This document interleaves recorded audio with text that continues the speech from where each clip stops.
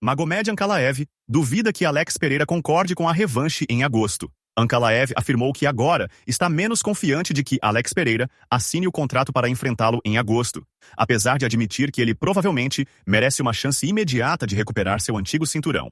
Ankalaev declarou: "Tenho a sensação de que você não quer a revanche depois que eu concordei com agosto." No entanto, a declaração de Ankalaev vem após a confirmação de Alex Pereira no mês passado, que garantiu estar pronto, disposto e capaz de enfrentá-lo em agosto, em uma revanche imediata da polêmica luta principal do UFC 313. Alex disse: Não chegou para mim ainda, mas agosto é uma data muito boa.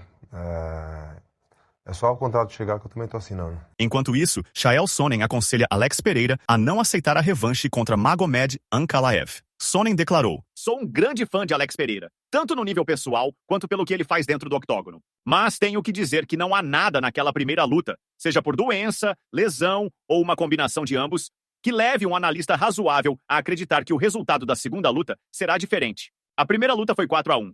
Foram 4 rounds a 1. Realmente não foi uma luta muito equilibrada. Pereira fez algumas coisas muito bem, como defender as quedas, algo que não sabíamos que ele conseguia fazer. Foi um ritmo de luta mais lento, sem muita ação. Mas mesmo nesse ritmo, não há nada que indique que os rounds 6, 7, 8, 9 e 10 seriam diferentes. Se acreditamos que Pereira aprendeu algo com essa experiência, por que não acreditar que Ankalaev também aprendeu?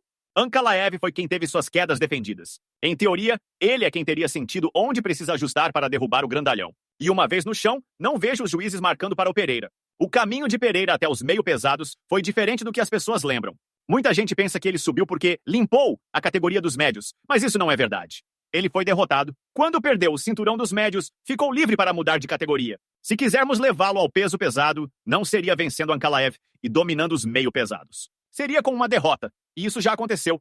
Já poderíamos estar aproveitando essa oportunidade para colocá-lo como possível desafiante de John Jones versus Tom Aspinall ou qualquer outra luta grande. A luta foi equilibrada. Ele defendeu as quedas, isso acrescentou a narrativa. Deixa pra lá. Não houve nada vergonhoso nisso. Mas se fizer a revanche e perder 2 seguidas, especialmente se for dominante, aí sim pode haver um constrangimento.